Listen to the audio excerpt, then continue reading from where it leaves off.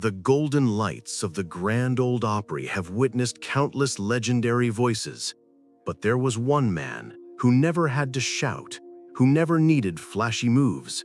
Just the whisper of a mandolin's string was enough to silence an entire hall. They called him the savior of country music, an artist who never chased glitter, never needed scandals, never craved noise.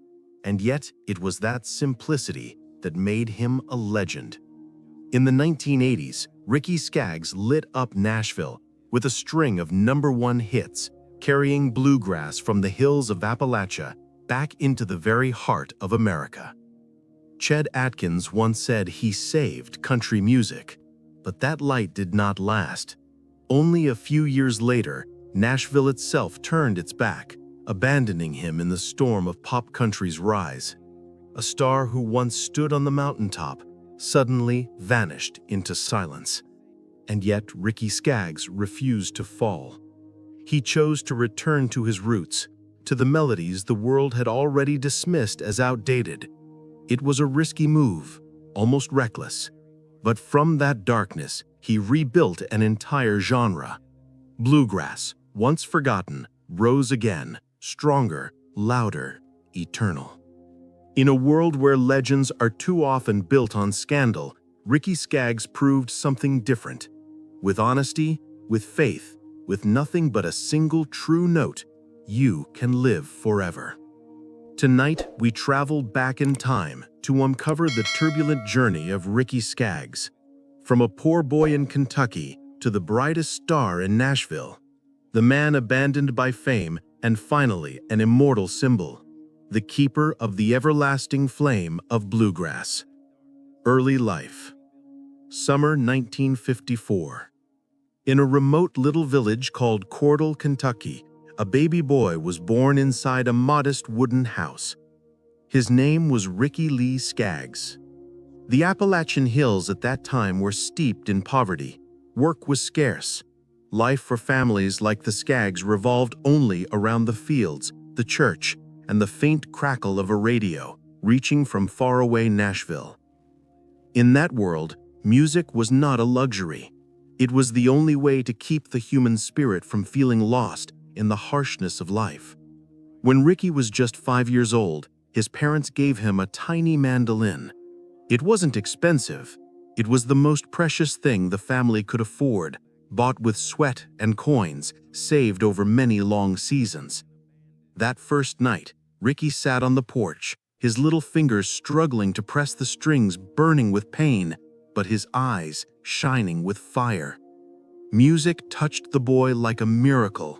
From that moment on, his life would be bound to that little mandolin, an instrument that would become his voice, speaking the words he never could. Then came 1960. Ricky was only 6 when fate called. His family took him to see a show by the father of bluegrass himself, Bill Monroe. Under the blinding stage lights, Monroe suddenly called the boy up to play with him. And there, standing beside his idol, Ricky Skaggs, barely able to read or write, picked the mandolin to thunderous applause. No one knew it then, but that night was a prophecy. The mountain boy would one day become the keeper of bluegrass for all of America. But behind that magical moment lay a childhood of hardship. The Skaggs family lived in a leaky house, winters cut to the bone. Sometimes they had to light a coal fire in the middle of the room just to keep warm. His father worked endlessly, but the money was never enough. His mother gave everything to hold the home together. Ricky learned early that to survive, he would have to rely on himself. And music, what seemed like just a child's game, became his anchor, his way of enduring and rising above poverty. As a teenager, Ricky shaped his voice in the gatherings of the church. Unlike singers who shouted, he learned to let his voice flow just enough to blend with the community, to feel close, to feel human. That training, born out of hardship and faith, became his signature. Simple, humble, unforgettable. Ricky didn't sing to impress. He sang to keep his family warm and his faith alive. By the time he was 13, Ricky could play not only the mandolin, but also guitar and fiddle with ease. But more important than any instrument, he had learned a truth. Poverty doesn't kill music, it makes music more real. Every note he played carried the weight of bread on the table, the weight of faith, and the weight of a childhood forever walking the thin line between hope and hardship. That poverty, that harshness, would shape Ricky Skaggs forever. Later, when he stood on the stage of the Grand Ole Opry, under the dazzling lights backed by a powerful band, he still sang the same way he did in his wooden house in Kentucky. Simple, restrained, never a wasted note. And that is the true power of Ricky Skaggs, a voice that doesn't need to shout to make all of Nashville fall silent. Early career. In the late 1960s, when Ricky Skaggs had just stepped into his teenage years, music was no longer just a pastime in that little wooden house in Kentucky. The poor boy had now become a local prodigy, his mandolin playing so skilled it left grown men in awe. But the road ahead was uncertain. In Appalachia, dreams rarely stretched beyond the ridgeline. And for Ricky, could that tiny mandolin truly open a way out? In 1970, at just 16, Ricky began performing alongside his close friend, Keith Whitley. Two teenage boys bound by the same gift. Voices and instruments so raw, so honest, they moved people to tears. It was then that Ralph Stanley, a bluegrass legend, discovered them at a small show in Virginia. Stanley didn't just invite them into his band, the Clinch Mountain Boys. He placed them in front of real audiences. For the first time, Ricky felt the weight of professional stage lights on his face and understood what it meant to truly perform. From 1971 to 1974, Ricky traveled across the eastern United States with Ralph Stanley. Old buses rattling down highways, long nights falling asleep backstage, tiny smoke-filled venues where the crowd barely filled the front rows. It was there that Ricky found his real classroom. He didn't just learn to play music, he learned how to be an artist, to keep rhythm through hardship, to sing even if only a handful were listening, and above all, to stay faithful to the melody. Then came 1975, another turning point. Ricky joined the band of J.D. Crowe, once again with Keith Whitley at his side. Here he honed his craft not just as a musician, but as a producer and arranger. He began shaping his own identity, keeping the soul of tradition alive while daring to breathe new life into bluegrass, drawing it closer to a younger audience.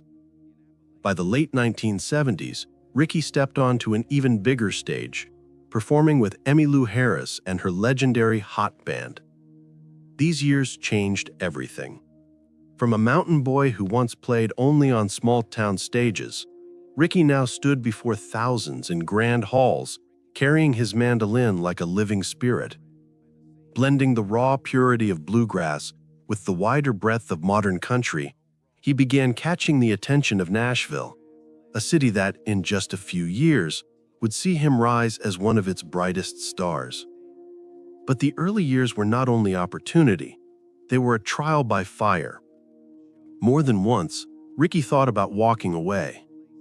Worn down by poverty, by exhaustion, by the sense that Nashville only had ears for shiny pop country, not for the humble mandolin.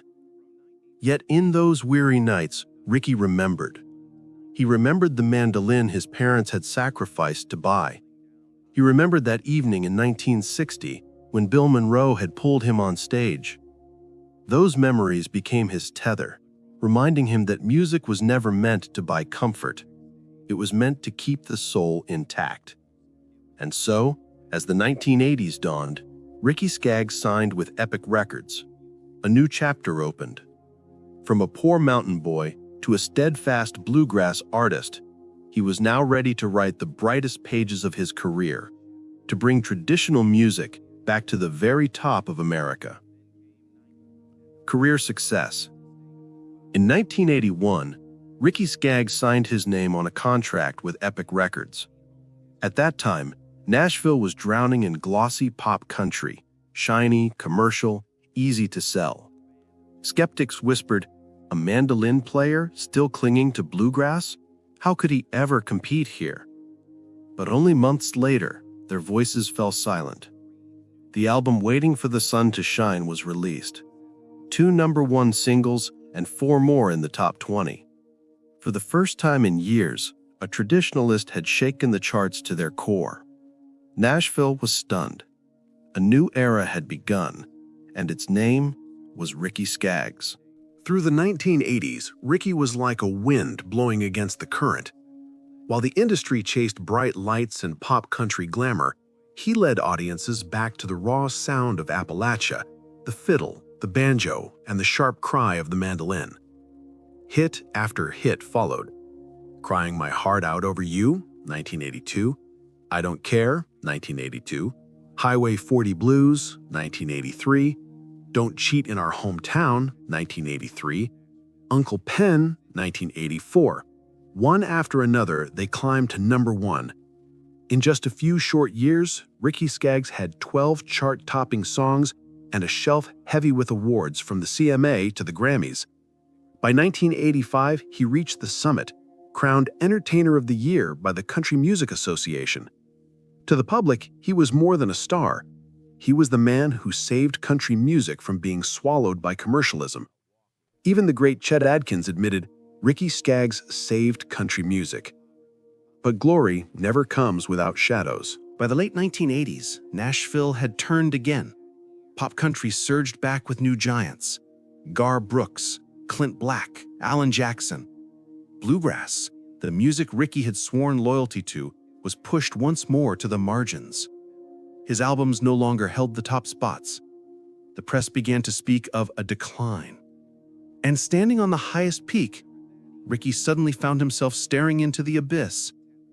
Friends urged him, "Change, follow the market if you want to survive." But Ricky whispered his reply, "I was not born to chase. I was born to preserve." And so he did what no one else dared. He turned away from the spotlight. He walked back into the shadows of bluegrass. "Outdated," Nashville scoffed. In 1997, he founded Skaggs Family Records and built the band Kentucky Thunder. Together, they began recording, touring, carrying bluegrass to audiences across the world. What seemed foolish at first became a renaissance. Over the next 2 decades, Ricky and Kentucky Thunder won more than 15 Grammys, along with countless honors from the International Bluegrass Music Association.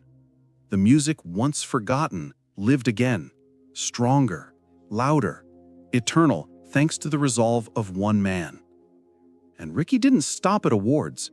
He carried the mandolin onto the grandest stages. Carnegie Hall in New York, festivals across Europe and Asia. Wherever he stood, he appeared the same, humble, mandolin in hand, head bowed, letting the music speak for itself. In 1982, at just 28 years old, he became a full member of the Grand Ole Opry, one of the youngest ever invited into that sacred circle. And for more than 4 decades, the Opry has never been without his voice, his mandolin. For Nashville, Ricky Skaggs is not just an artist, he is part of its living memory.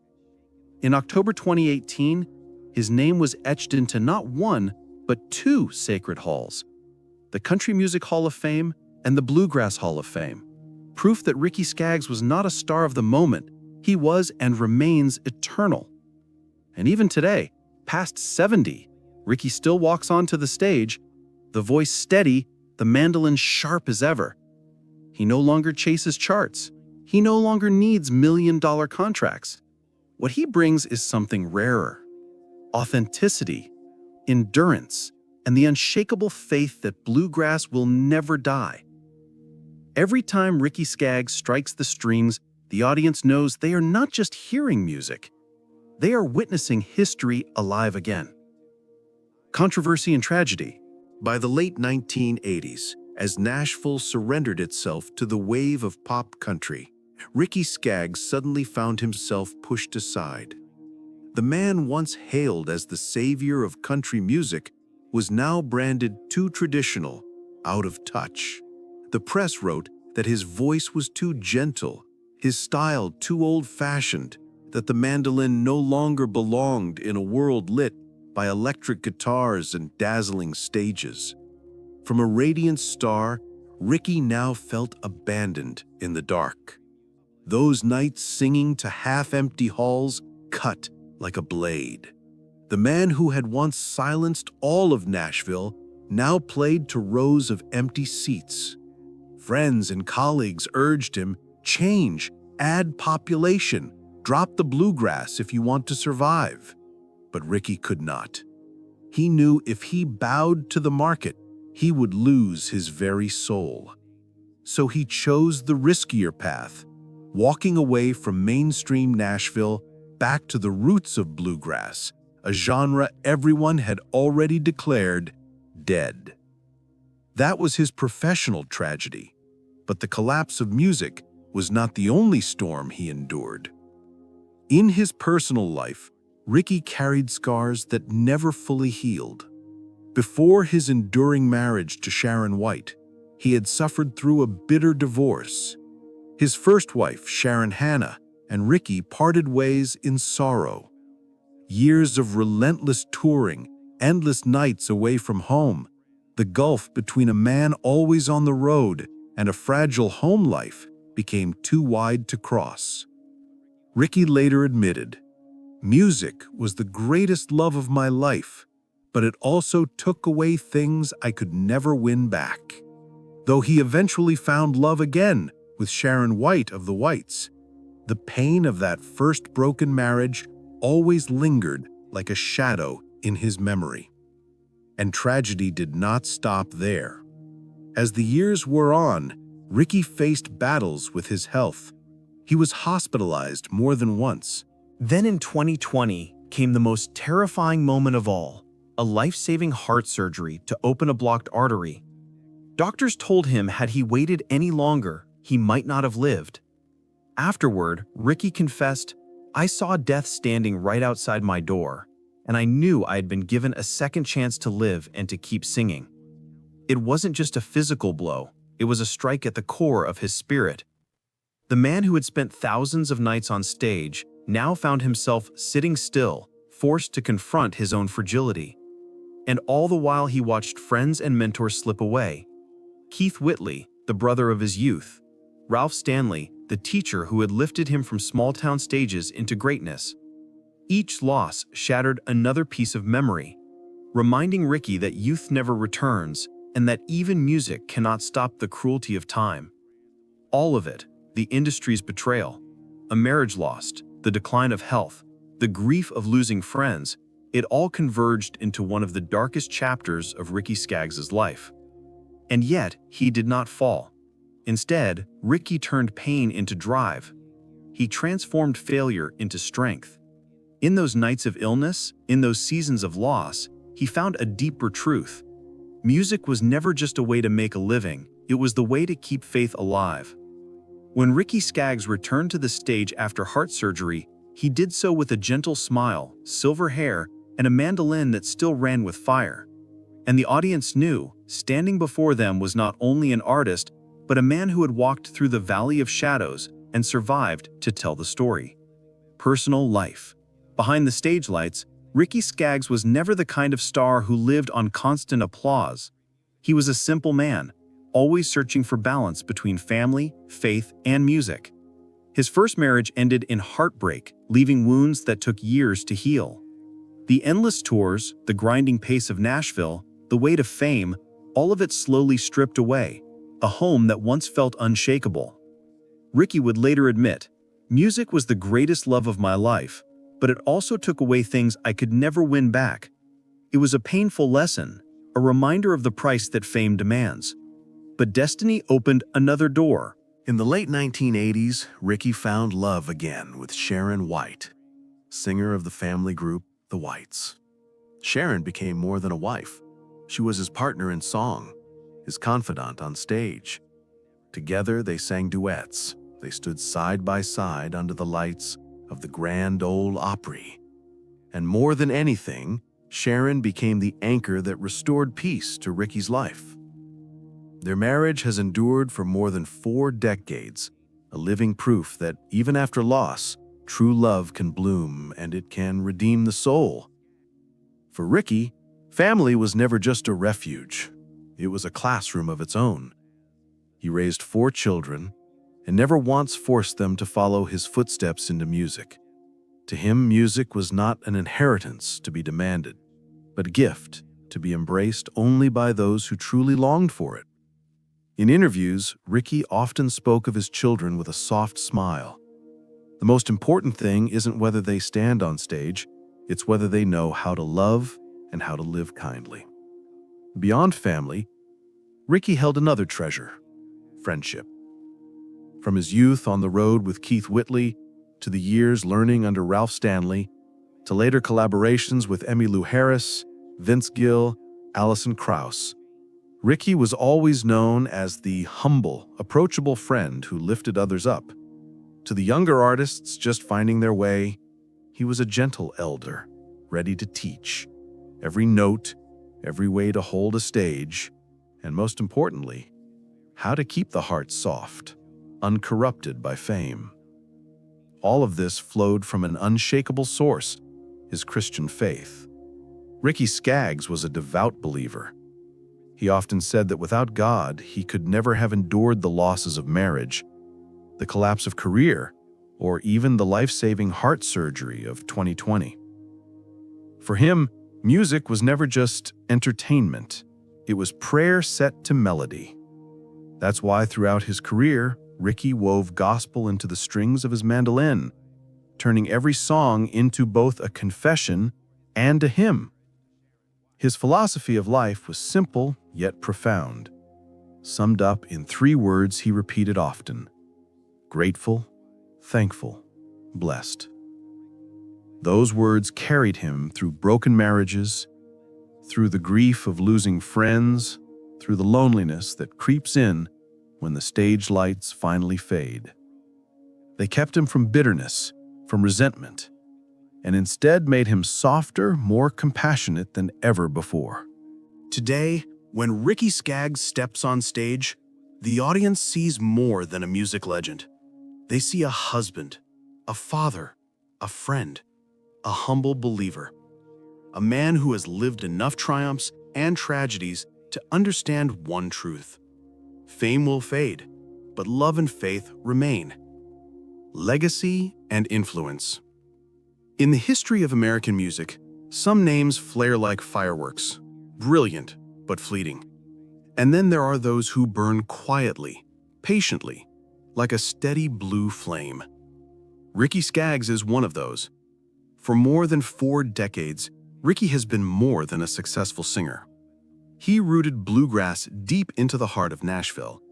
While the city chased pop country trends, he turned back to the Appalachian sound and breathed new life into it.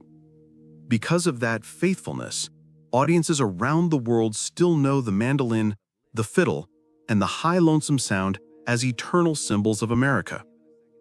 Ricky's legacy is not only in the hits that once lit up the charts, songs like Highway 40 Blues, Uncle Pen, and Don't Cheat in Our Hometown.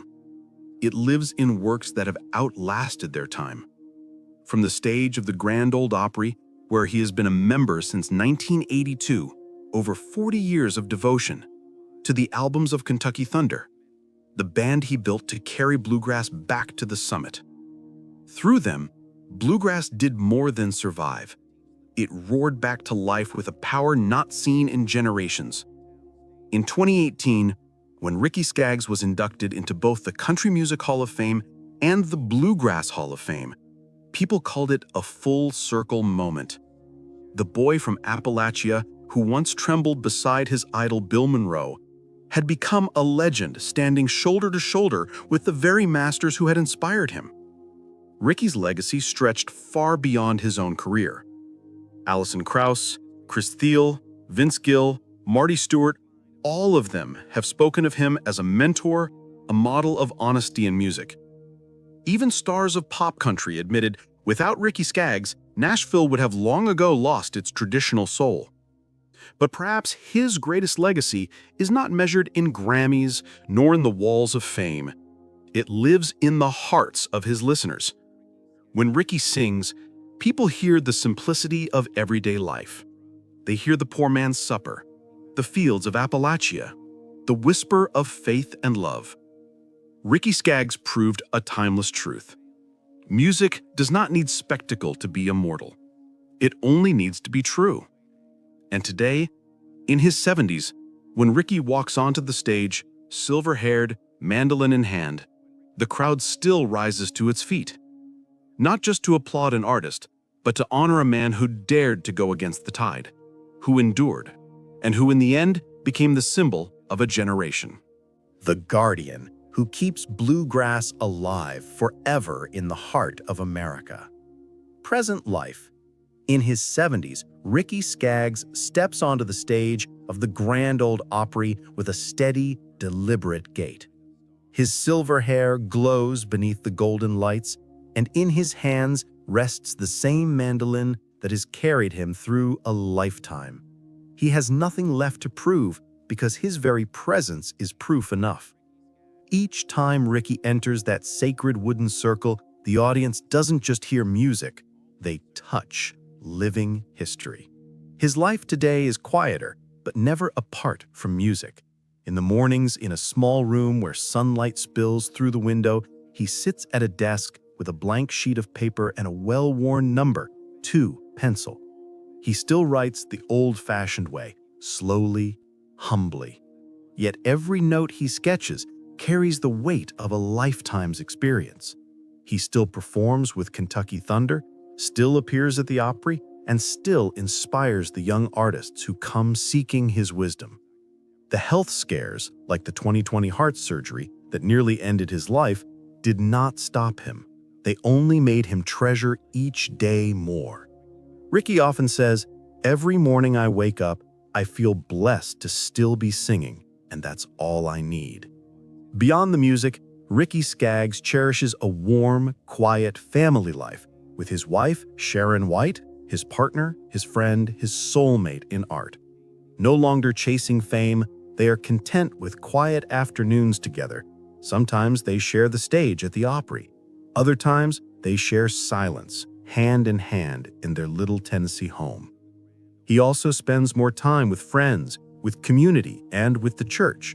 To young musicians, Ricky has become a spiritual father, gently guiding them, reminding them that country and bluegrass are not just genres, but ways of living, honest, humble, faithful. Today, Ricky Skaggs is no longer the name dominating the charts. He has become something far more precious. A keeper of memory, a storyteller through music, a living witness that tradition never dies so long as someone is brave enough to protect it. And so, when he sings inside the Oppie Hall and the mandolin rings out, the audience hears more than a song. They hear the breath of Appalachia. They hear a life of triumphs and trials. And above all, they see before them a legend, still humble, still gentle, still holding fast to 3 words that define his life's philosophy: grateful, thankful, blessed. The lights of the Grand Ole Opry slowly fade. The stage stands empty. Yet somewhere in the darkness, the sound of Ricky Skaggs' mandolin still lingers, needing no audience, no fireworks, just the gentle breath of Appalachia echoing on. His entire life is proof of one simple truth: music does not need noise to endure. It only needs honesty. Ricky Skaggs never chased the market, never begged for attention. He simply sang, simply played, and let time answer. And time has proven bluegrass is not dead. Tradition is not lost. A whisper, if it is true enough, can outlast even the loudest roar. When you turn off this video, You may no longer hear the mandolin, but remember, sometimes in life, amidst all the noise, all you need is something simple, a moment of truth. Ricky Skaggs lived his whole life to teach us that, and perhaps that is why he has become immortal. If this story has touched you, hit like and help keep alive the fire of authenticity in music. If you believe artists who dared to stay true to themselves, like Ricky, deserve to be remembered forever, hit subscribe and join us as we continue telling the stories of timeless legends. And most importantly, leave us a comment. What moment in Ricky Skaggs' music made you feel closest to something real? Because maybe your words too will become a whisper, one that carries forward the legacy Ricky Skaggs has left behind.